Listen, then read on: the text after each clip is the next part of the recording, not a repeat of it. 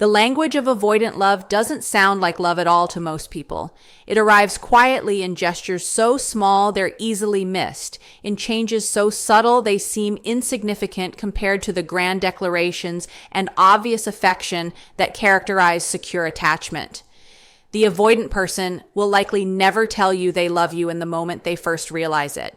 They won't pursue you with obvious enthusiasm or express their feelings through effusive declarations. Their love emerges through a specific shift in behavior that's easy to dismiss or overlook if you're waiting for conventional expressions of affection. This shift is the avoidant person lowering their defenses in ways they've never allowed before, taking risks with vulnerability that contradict everything their attachment patterns have taught them about staying safe in relationships. Understanding this shift is crucial because missing it means potentially walking away from someone who is offering you the deepest thing they're capable of offering, even if it doesn't look like the love you expected or hoped for. The shift happens in stages, each one representing the avoidant person moving closer to genuine intimacy despite their terror of it. Each one demonstrating that something has become more important to them than their self-protection. When these changes begin appearing together, when the pattern becomes undeniable, you're witnessing something rare and precious. An avoidant person choosing love over fear, connection over comfort, vulnerability over the safety of their walls. They start staying during discomfort instead of running. The most significant marker of an avoidant person's love is their willingness to remain present during moments that would normally trigger their immediate withdrawal. The avoidant person's entire relational strategy is built on avoiding discomfort through distance. When conversations become emotionally intense, they typically withdraw. When conflict arises, they typically shut down or disappear. When you express needs or disappointment, they typically deflect or create space. This pattern is so automatic and deeply ingrained that it operates like a reflex. The avoidant person feels discomfort rising and their system immediately seeks escape.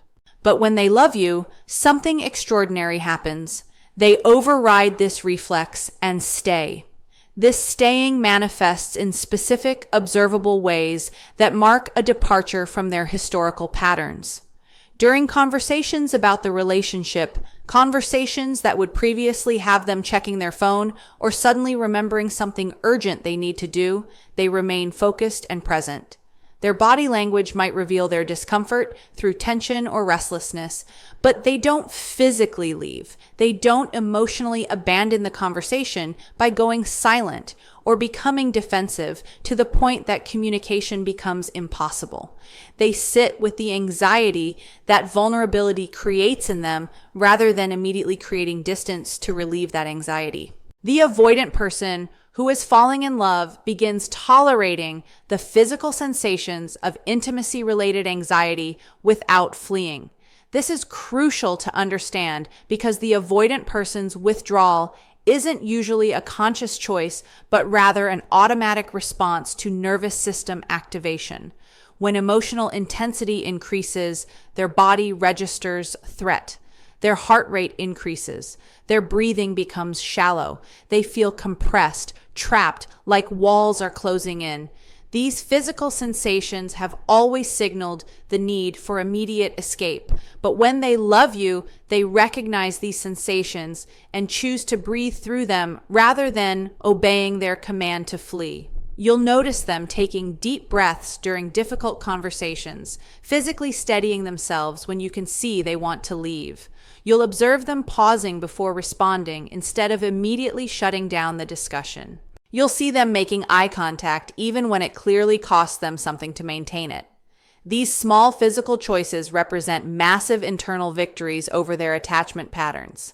Each moment they stay, when every fiber of their being screams to run, is a moment they're choosing you over their comfort, intimacy over their safety mechanisms. The staying extends beyond just physical presence to emotional presence as well. The avoidant person who loves you stops using their usual deflection tactics quite as reliably. When you express hurt or disappointment about their behavior, instead of immediately dismissing your feelings as oversensitivity or neediness, they pause. They consider what you're saying. They might still struggle to respond with the emotional attunement you'd prefer, but there's visible effort to hear you rather than defend against you. This effort, this attempt to receive your feelings without immediately protecting themselves from them, indicates that your emotional experience has become important to them in ways others' feelings never have been. During conflicts, the avoidant person who loves you demonstrates a new capacity to stay engaged rather than stonewalling or disappearing. Historically, any disagreement triggered their flight response. They couldn't tolerate the discomfort of discord, the intensity of two people with different perspectives trying to reach understanding. Their usual pattern was to shut down completely, giving you the silent treatment until the conflict was forgotten, or to leave physically and wait until enough time had passed that the issue no longer seemed relevant. But when they love you, they fight their instinct to flee the conflict. They remain in the room. They continue the difficult conversation, even when every part of them wants to end it. This doesn't mean the avoidant person suddenly becomes skilled at conflict resolution or comfortable with disagreement. They're still likely to struggle with articulating their feelings, still prone to becoming defensive, still uncomfortable with the vulnerability that conflict demands. But the crucial difference is that they're struggling while present, rather than avoiding the struggle through absence. They're trying to work through the disagreement rather than waiting for it to dissolve through time and avoidance. This effort to stay engaged during conflict represents a monumental shift because it means they value the relationship's health more than their immediate comfort. The avoidant person's willingness to stay during discomfort extends to allowing you to see them in vulnerable states they usually hide. Typically, the avoidant person disappears when they're struggling, upset, or going through difficulty. They handle their problems alone, presenting to you only the composed, self-sufficient version of themselves. This hiding serves a protective function. If you don't see them vulnerable, you can't reject or hurt them in that vulnerable state. But when they love you, they begin allowing you glimpses of their struggles. They might mention they're having a hard day. They might let you see them when they're tired or overwhelmed instead of canceling plans to hide those states. They might even, in rare moments, ask for support or comfort.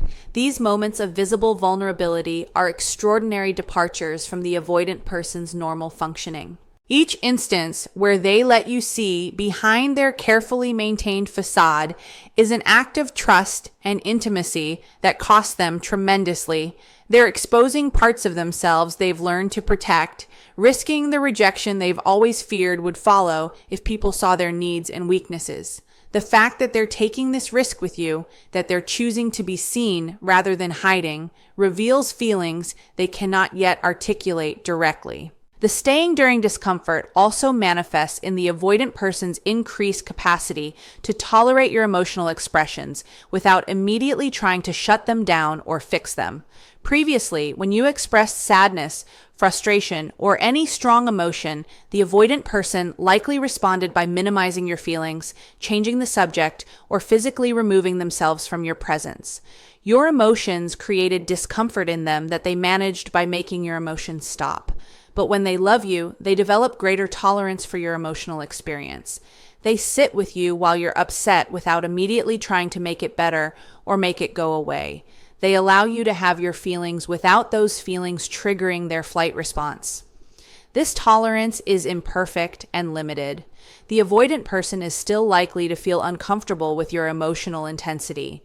They might not know how to comfort you effectively. They might still sometimes suggest solutions when you need empathy, but the critical shift is that they're present for your emotional experience rather than abandoning you during it. They're choosing to tolerate their discomfort with your feelings rather than requiring you to manage your feelings to keep them comfortable.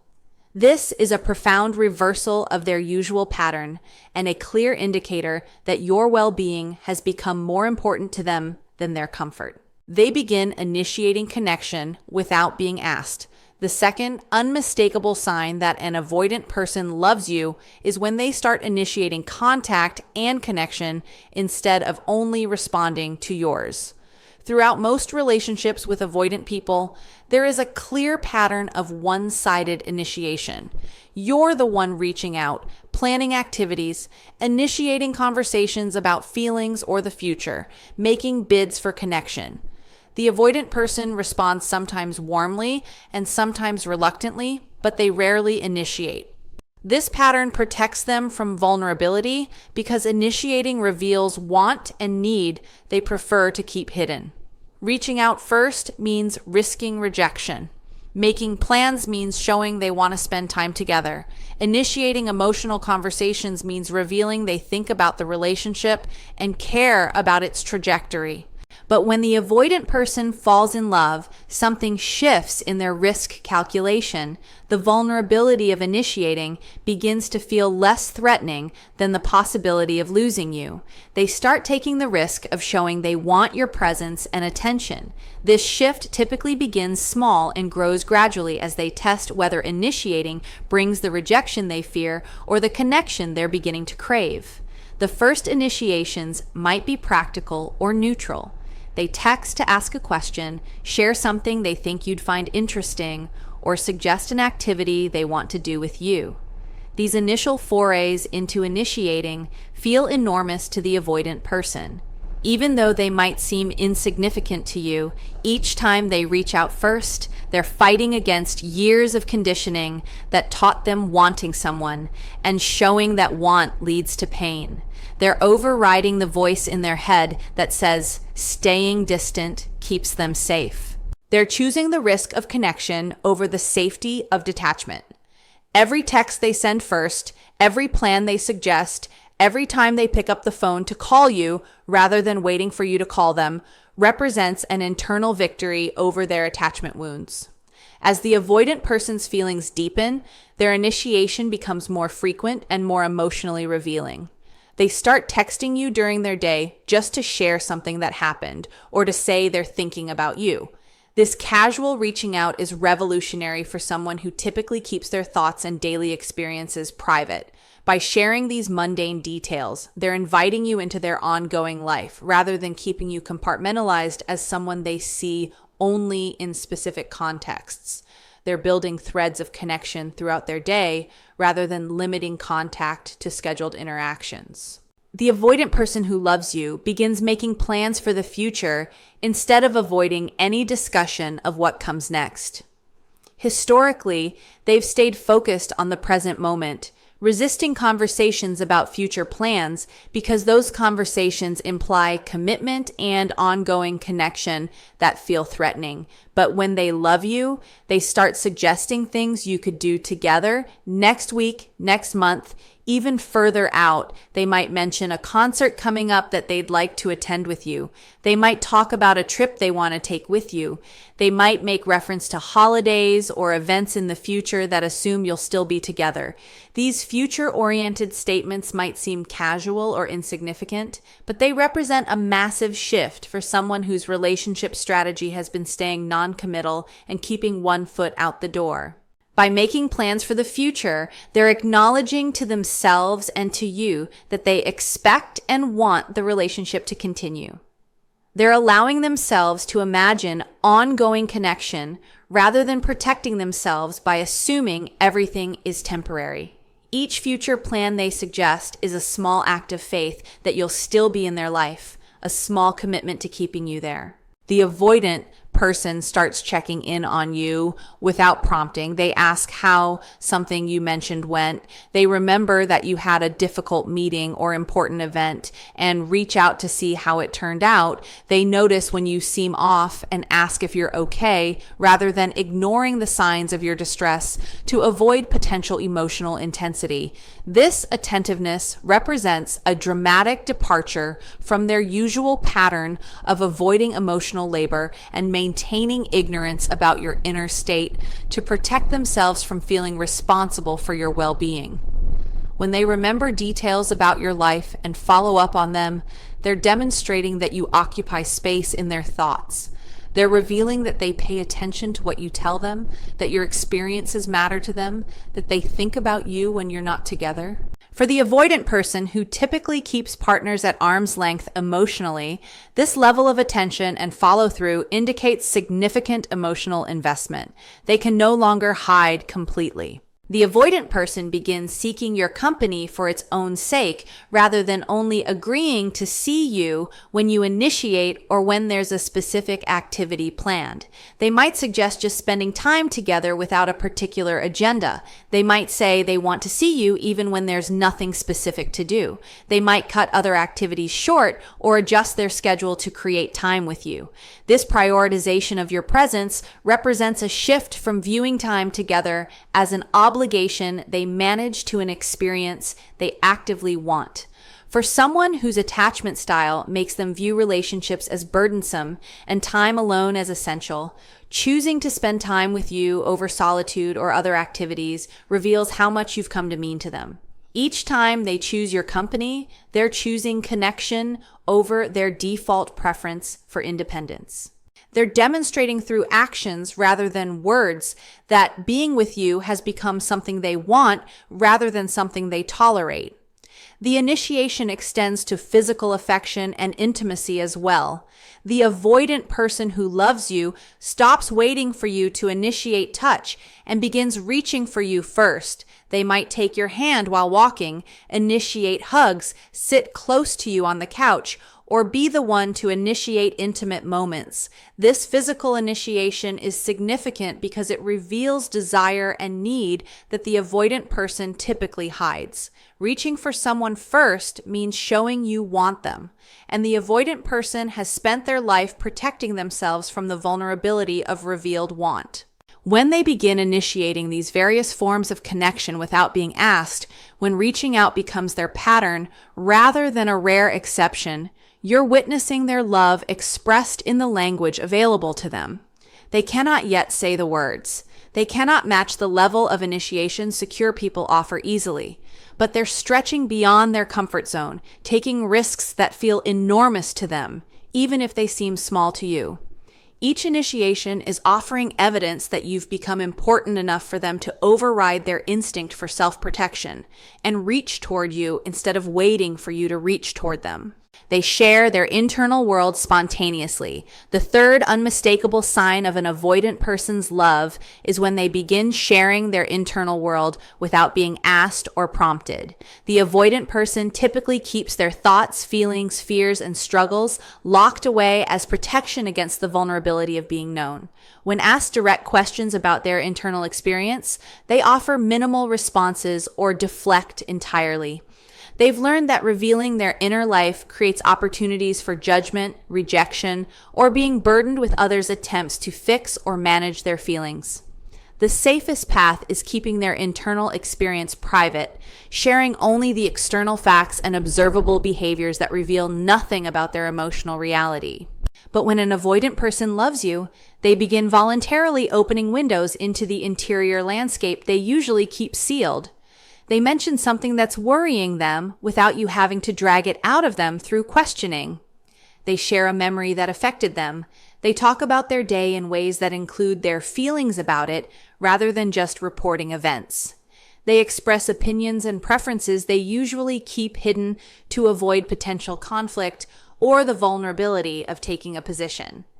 Each of these spontaneous revelations represents the avoidant person choosing to be known by you rather than remaining hidden. This sharing typically begins with relatively low-risk disclosures. The avoidant person might mention they're stressed about something at work. They might share that they're excited about an upcoming event. They might express frustration about a situation involving their family.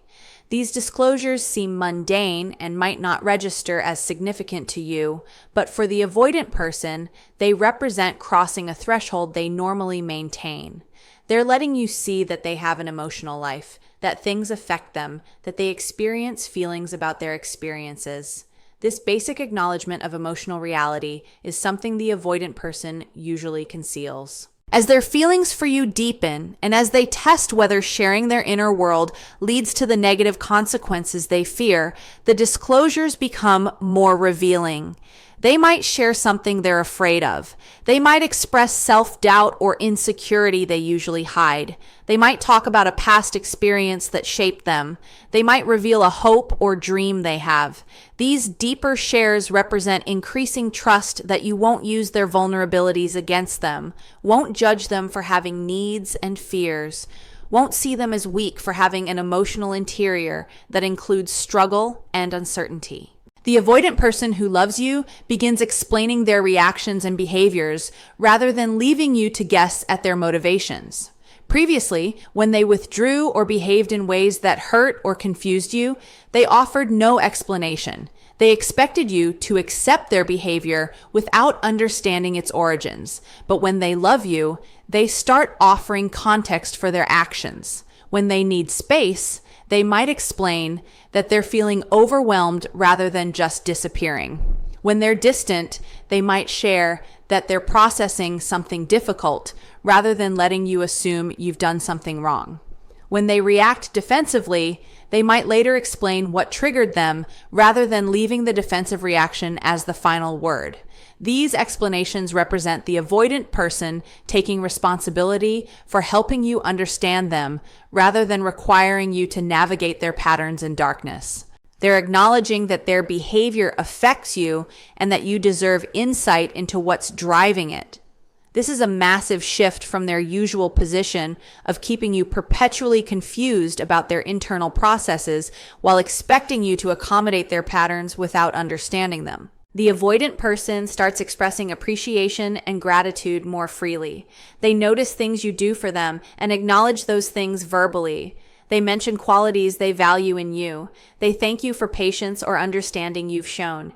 These expressions of appreciation don't come naturally to someone whose attachment patterns involve minimizing dependence on others and avoiding acknowledging what they receive from relationships.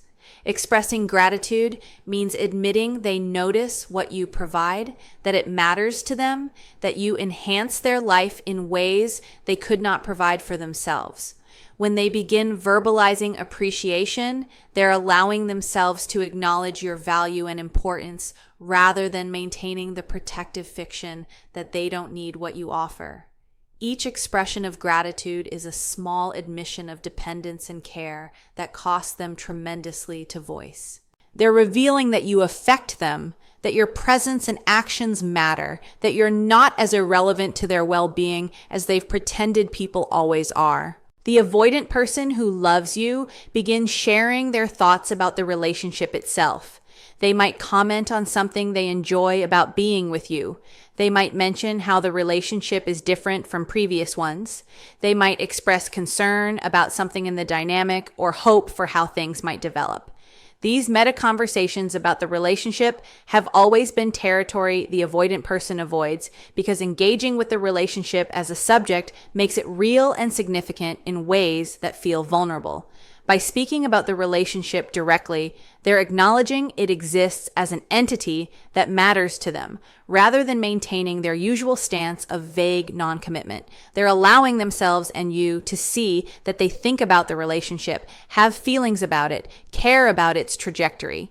This acknowledgement removes some of their protective ambiguity and represents movement toward genuine partnership where both people consciously participate in shaping and tending what they're building together. The spontaneous sharing extends to the avoidant person, revealing their needs and asking for what they want rather than expecting you to guess or going without. Historically, they've hidden their needs to protect against the vulnerability of wanting something from someone and risking not receiving it. They'd rather suffer lack than expose themselves to potential disappointment or rejection.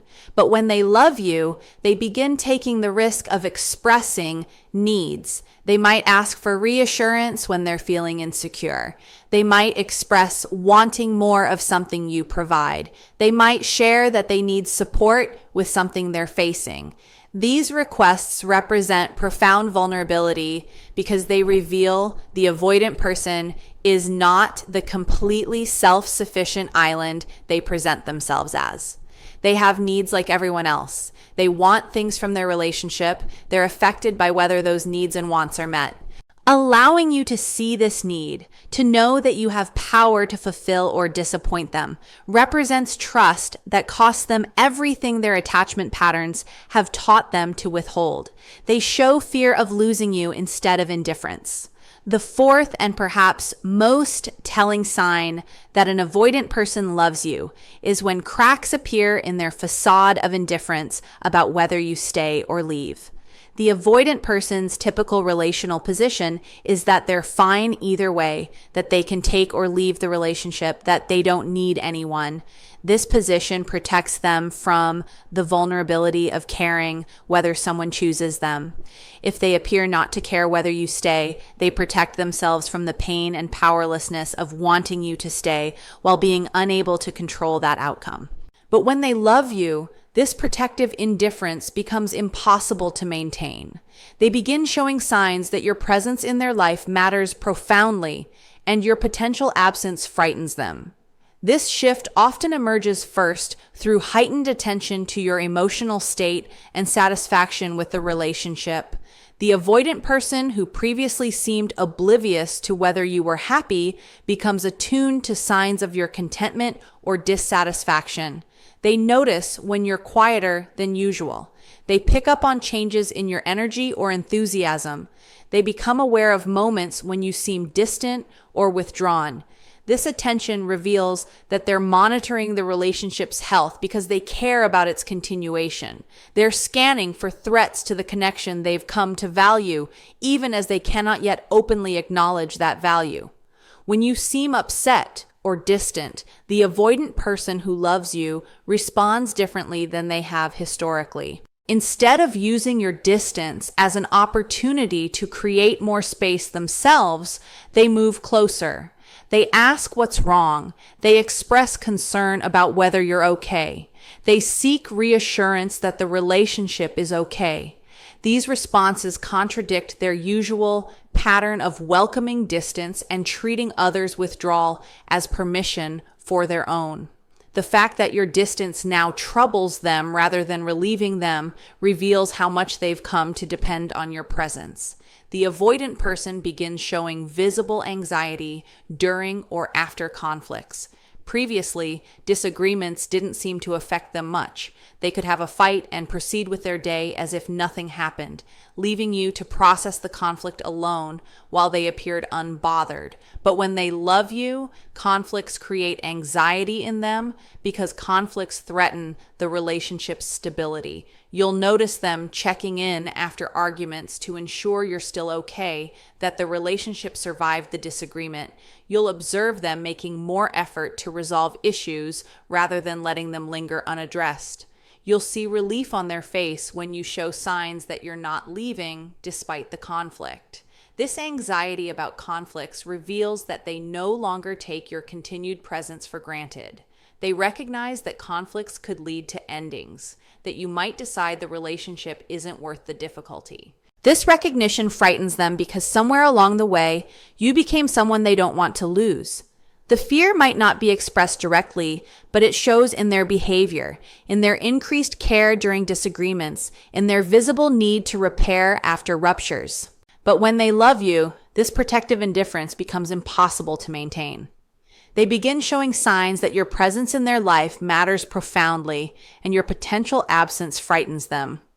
This shift often emerges first through heightened attention to your emotional state and satisfaction with the relationship. The avoidant person who previously seemed oblivious to whether you were happy becomes attuned to signs of your contentment or dissatisfaction. They notice when you're quieter than usual. They pick up on changes in your energy or enthusiasm. They become aware of moments when you seem distant or withdrawn.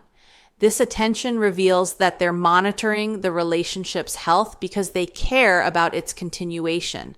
They're scanning for threats to the connection they've come to value, even as they cannot yet openly acknowledge that value. When you seem upset or distant, the avoidant person who loves you responds differently than they have historically. Instead of using your distance as an opportunity to create more space themselves, they move closer. They ask what's wrong.